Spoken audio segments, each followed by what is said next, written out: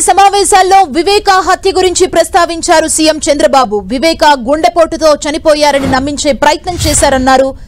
Post mortem తర్వాత వివేకాది హత్య అని తేలిపోయిందన్నారు. రెండో రోజు తన చేతిలో కత్తి పెట్టే ప్రయత్నం చేశారన్నారు చంద్రబాబు. వివేకా హత్య కేసులో 6 నిందితులు చనిపోవడం ఆలోచించాల్సిన విషయమన్నారు ముఖ్యమంత్రి.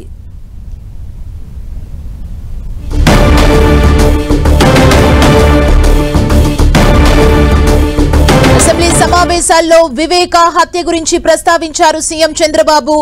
వివేకా గుండెపోటుతో చనిపోయారని నమ్మించే ప్రయత్నం చేశారన్నారు.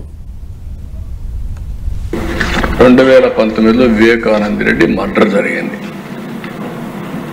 తెల్లవారితో వాట్సాప్ మెసేజ్ వచ్చింది.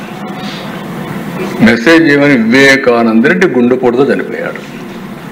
ఎలక్షన్ సీజన్, నేను కూడా గుండెపోటు అనుకున్నాను. జనరల్గా నాకు ఎప్పుడు ఏ ఆలోచన వచ్చినా ఏ మెసేజ్ వచ్చినా మళ్ళీ నేను స్టడీ చేస్తూ ఉంటాను. అలాంటిది నేను కూడా ఎలక్షన్లో ఉండి క్యారీ అయ్యాను. నాకు ఒక సీఎంఓ ఉంది, ఒక ఇంటెలిజెన్స్ ఉంది, ఒక డీజీపీ ఉన్నాడు, మా చంద్రరాజు మంత్రి అప్పుడు అందరం ఉన్నాం. అందరం ఉండి అర్థం కాలేదు, నిజం అనుకున్నాం, నమ్మాం. అంటే నేరస్తులు ఏ విధంగా ట్రాప్లో పెడతారు లేదరికి ఇది ఒక ఉదాహరణ దిశ. అంతవరకే చెప్తున్నాను నేను ఈరోజు.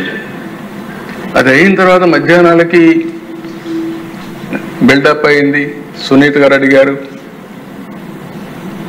దీన్ని పోస్ట్ మార్టం చేయాలని. సునీత గారు కానీ పోస్ట్ మార్టం అడగకుండా ఉండుంటే క్రిమేషన్ అయిపోయారు. అంటే నేను ఎందుకు ఇవన్నీ చెప్తున్నానంటే, నేరాలు ఘోరాలు చేసే వ్యక్తుల పట్ల ఏ స్థాయి అయిన వాళ్ళైనా సరే మనం అప్రమత్తంగా ఉండకపోతే మాత్రం మనం న్యాయం చేసినట్టు కాదు, మనం కూడా ఇబ్బందులు పడే పరిస్థితి వస్తుంది. ఆ తర్వాత సాయంత్రానికి అధ్యక్ష ఎప్పుడైతే పోస్ట్ మార్టం చేశారో, ఏ టీవీలో అయితే గుండెపోటని చెప్పారో వాళ్లే సాయంత్రానికి మాట మార్చేసి ఇంతవరకు మా తండ్రి చనిపోయాడు, ఇప్పుడు తండ్రి లేని బిడ్డే కాకుండా చిన్నాన్న ఉంటే ఆ పెద్ద దిక్కు కూడా లేకుండా పోయిందని చెప్తే ప్రజలు నమ్మించే పరిస్థితికి వచ్చారు. రెండో రోజు అధ్యక్ష నా చేతిలో కత్తి పెట్టి నారాసుర రక్త చరిత్రను వేసే పరిస్థితికి వచ్చారు. బాధ కదా అధ్యక్ష, ఆవేదన కలగదా?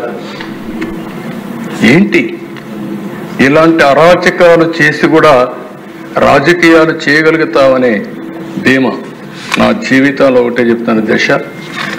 ఎప్పుడు హత్యా రాజకీయాలు మరక అంటకుండా 45 సంవత్సరాల రాజకీయాలు చేశాను. ఒక మర్డర్ జరిగిన తర్వాత, ఒక సెన్సేషనల్ మర్డర్ జరిగిన తర్వాత 6 మంది